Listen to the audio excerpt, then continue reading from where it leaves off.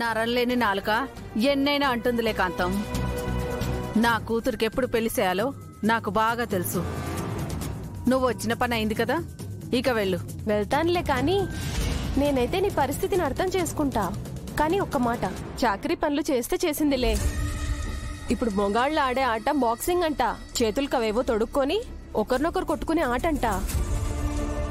అదే మనం వీధుల్లో కొళాయిల దగ్గర బిందెలతో జుట్టు జుట్టు పట్టుకొని కొట్టుకుంటామే, అలాంటి ఆటేదో నేర్చుకుంటుందంట. నీకు తెలుసా? ఏమంటున్నావు కాంతం? మా గంగ అట్టాంటి ఆట ఎందుకు నేర్చుకుంటది? అయితే నీకు ఆ విషయం తెలీదా? సరిపోయింది. ముక్కు మొహం కాళ్ళు చెయ్యి బావుంటేనే అమ్మాయిలకు పెళ్లి కావడమే కష్టమైపోతుంది. ఇలాంటి గొడవ పడే ఆటల్లో నీ కూతురికి కాలో చెయ్యో విరిగితే ఇంకా దాన్ని ఎవరు పెళ్లి చేసుకుంటారు? ఏదో నీ దగ్గర పప్పు ఉప్పు అప్పు తీసుకుంటున్నానని నీ మంచి కోసం చెప్తున్నాను. నీ కూతుర్ని కాస్త అదుపులో పెట్టుకో. ఆ తర్వాత పెళ్లే చేస్తావో పాచి పనులే చేయించుకుంటావో నీ ఇష్టం. అయినా నీ ఇంటి పంచాయతీ నాకెందుకులే, వస్తాను.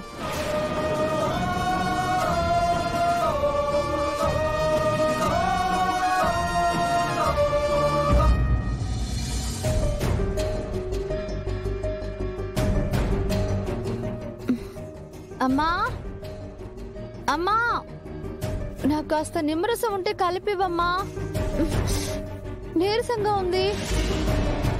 ఎక్కడి నుంచి వస్తున్నావే? అంత నీరసం ఏంటి? నువ్వు వాటర్ క్యాన్లేసి వస్తున్నావా, లేక పరుగు పందెంలో పరిగెత్తుకొని వస్తున్నావా? ఎందుకమ్మా కోపడుతున్నావు? నువ్వు చేసే పనులు అట్టున్నాయే మరి. నిజం చెప్పు, నువ్వు అకాడమీ నుంచి వస్తున్నావు కదా? ఆ పక్కకి వెళ్ళొద్దని చెప్పానా? మరెందుకు వెళ్ళావే? బాక్సింగ్ నేర్చుకోవడానికి. బాక్సింగా? నీకేటైనా మతిపోయినాదా? మగాళ్ళాడే ఆట నీకెందుకే?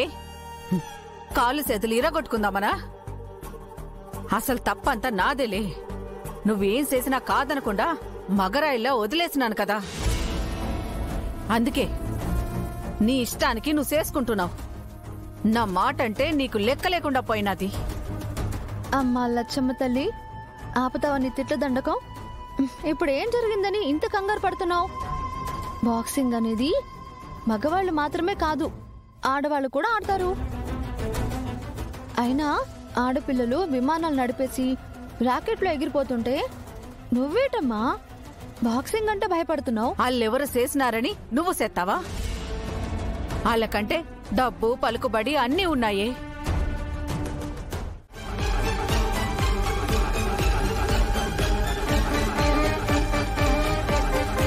ఎందుకు నవ్వుతున్నారు? వాళ్ళు అడిగిన దాంట్లో తప్పే ఉంది?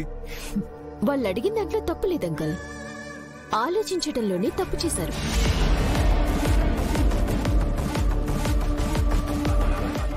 తప్పో ఒప్పో, దయచేసి ఈ శుభకార్యాన్ని డిస్టర్బ్ చేయకుండా వెళ్ళమ్మా. కమాన్ అంకల్, నేను లేకుండా అసలు ఈ శుభకార్యం ఎలా జరుగుతుంది? తనతో మాట్లాడి బాబాయ్. అన్నయ్యని ప్రేమించి మోసం చేసి వదిలేసింది. ఇప్పుడు పెళ్లి ఫిక్స్ అయిందని తెలిసి అసూయ తట్టుకోలేక వచ్చేసింది. అసలు ఎందుకు వచ్చావు? మా బావగారి కాళ్ళు పట్టుకుని క్షమించమని అడగడానికా? కాళ్ళు పట్టుకోవచ్చు, తప్పులేదు. కానీ అది క్షమాపణ చెప్పడానికి కాదు, కన్యాదానం చేయడానికి.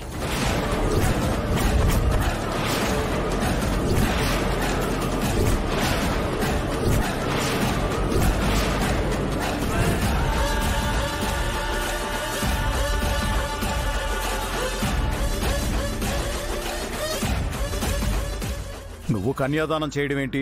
ఎందుకంటే పెళ్లి కూతురు అన్నగా కన్యాదానం చేయాల్సింది తనే కాబట్టి.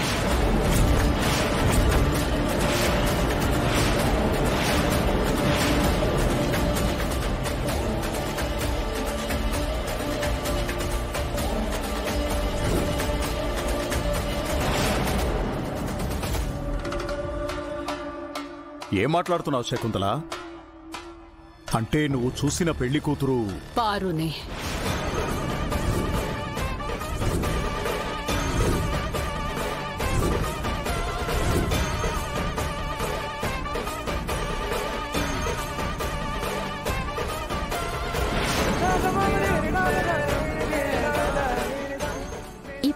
క్వశ్చన్స్ అన్నింటికి ఆన్సర్ దొరికిందనుకుంటా.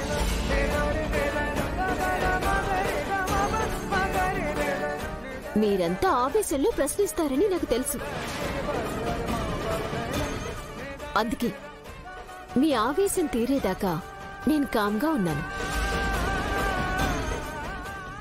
ఇప్పుడు మీ ఆవేశం తీరింది కదా, ఇప్పుడు ఆలోచించండి.